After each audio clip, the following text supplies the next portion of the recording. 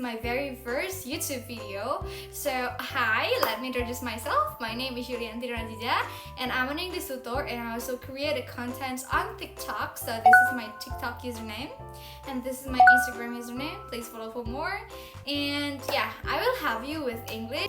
Please don't forget to like, share, and subscribe my channel because it really will support me a lot. So, selama beberapa menit ke depan kita bakalan bahas apa sih yang harus kita persiapkan dalam belajar bahasa Inggris. Oke guys, jadi yang pertama yang harus kita siapkan dalam belajar bahasa Inggris itu adalah pertama tujuan. Kenapa sih tujuan itu penting? Karena kalau misalkan nggak ada tujuan, nanti takutnya kita malah salah langkah. Tujuan yang aku maksud di sini adalah apakah kamu ini mau lancar di speaking, apakah kamu ini mau bisa writing, atau apakah kamu ini mau bisa nge-translate atau apa. Jadi harus jelas tujuannya. Kenapa tujuan itu harus jelas? Supaya kita nggak salah dalam mencari metode belajar kita. Seperti yang kita ketahui bahwa dalam bahasa Inggris itu ada 4 skills ya. Ada listening, speaking, writing, dan reading. Dan masing-masing dari skills ini itu metode belajarnya tuh beda-beda. Tujuan ini penting banget. Kenapa? Karena 4 skills ini metode belajarnya beda-beda.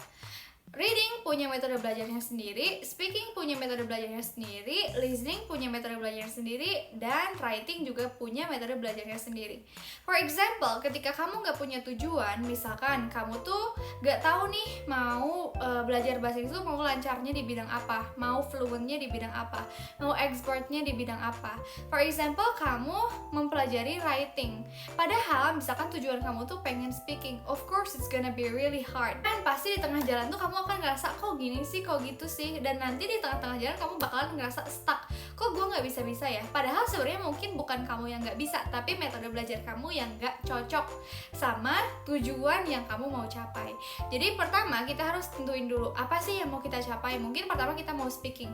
Kalau misalkan untuk speaking, mungkin nanti kita rinci lagi metode belajarnya apa dan seterusnya. Jadi kalau yang pertama, of course, tujuan. Siapin tujuan dan tentukan tujuan kamu dalam belajar bahasa Inggris itu apa. Kita tahu nih tujuan kita apa. Kemudian hal selanjutnya yang harus kita persiapkan dalam belajar bahasa Inggris ini adalah merinci. Misalkan tujuan kita adalah speaking, kita mau fasih dalam berbahasa Inggris. Nah, kita rinci apa aja yang dibutuhkan dalam speaking, apa aja sih hal yang harus kita siapkan kalau misalkan kita mau bisa speaking. Butuhkan, kalau misalkan kita mau speaking, berarti kan kalau misalkan kita mau ngomong nih, kita tuh butuh apa aja? Pertama kita butuh vocabulary.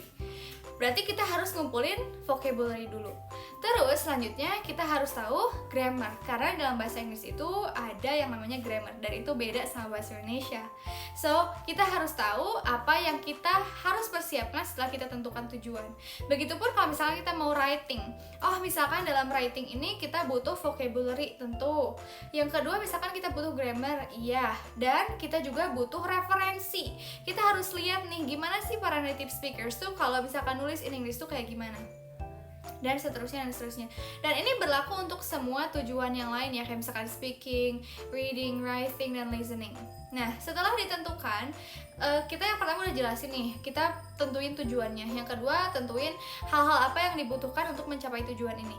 Yang ketiga adalah metode yang kita gunakan untuk nge-approach si tujuan ini. For example, kamu mau lancar speaking. Nah, kamu itu tipe orang yang gampang belajar, gampang hafal kalau misalkan kamu dengerin orang lain. Mulai sekarang, kamu ubah hal-hal yang biasa kamu dengerin itu ke bahasa yang kamu mau pelajari. Misalkan kamu biasanya sehari-hari mendengarkan lagu bahasa Indonesia. Mulai sekarang, ubah lagu itu menjadi lagu-lagu bahasa Inggris. Dan kalau bisa sambil dibaca liriknya, supaya kita bisa tahu vocabulary dari lirik itu. Atau misalkan kamu tuh tipe orang yang seneng nonton, gampang belajar kalau melihat. Mulai sekarang kamu ganti tontonan kamu dengan tontonan-tontonan yang dia tuh berbahasa Inggris dan ada subtitle bahasa Inggrisnya. Minimal kamu bisa lihat gimana sih native speakers mengucapkan kalimat-kalimat itu seperti apa. Atau misalkan kamu tuh tipe orang yang gampang belajar kalau misalkan kamu harus sambil practice, sambil nulis lah, sambil diingat. Mulai sekarang ketika kamu melihat segala sesuatu, kamu harus langsung lihat itu tuh bahasa Inggrisnya apa ya. Misalkan kita lihat nih, oh ada orang nih jalan, orang jalan. What is orang jalan in English ya? mulai cari langsung practice. Setelah kita tahu tujuannya apa, bahan-bahan untuk mencapai tujuan itu apa, terus metode atau approach-nya apa. Yang keempat, kita tentukan lingkungan. Karena lingkungan tuh sangat-sangat penting banget dalam menunjang kelangsungan kita dalam belajar. Kalau misalkan kamu lagi belajar bahasa Inggris tapi lingkungan kamu tidak mendukung kamu, lingkungan kamu bilang kayak misalkan ya apa sih lo, kayak apa deh belajar bahasa Inggris kayak gak penting-penting banget, maka mungkin sehari 2 hari kamu bisa tahan. Tapi kalau 3 hari 4 hari kamu mulai kepikiran kayaknya iya deh gak penting, kayaknya iya deh gak penting, dan kamu akan terhambat sendiri. Maka kamu harus cari lingkungan yang support kamu dalam belajar bahasa Inggris. Tidak hanya itu, tapi kamu harus juga cari lingkungan yang emang memaksa kamu untuk berbahasa Inggris. Karena kadang-kadang kalau misalkan di awal-awal, kalau misalkan tidak ada paksaan tuh rasanya akan susah banget ketika kita explore berbahasa Inggris. Tapi kalau kita terpaksa mau nggak mau, kita pasti mengerahkan segala kemampuan yang ada untuk berbahasa Inggris.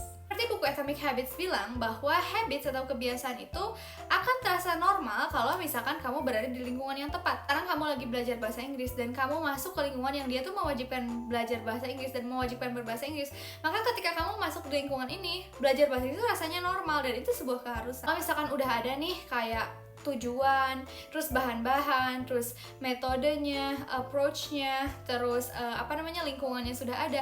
Yang selanjutnya ini adalah waktu untuk practice. Kamu harus set time, harus set schedule kapan kamu harus practice. Misalkan dalam sehari berapa menit, atau misalkan dalam sehari kamu harus ngapain aja yang menggunakan bahasa Inggris tersebut. But yeah, everybody experience is the best teacher. Rasanya semua tips-tips yang ada, jutaan, ribuan tips yang ada tuh akan percuma kalau misalkan kita nggak practice. So, make sure habis nonton ini kalian harus langsung practice. Good luck guys! See you! Thank you for watching!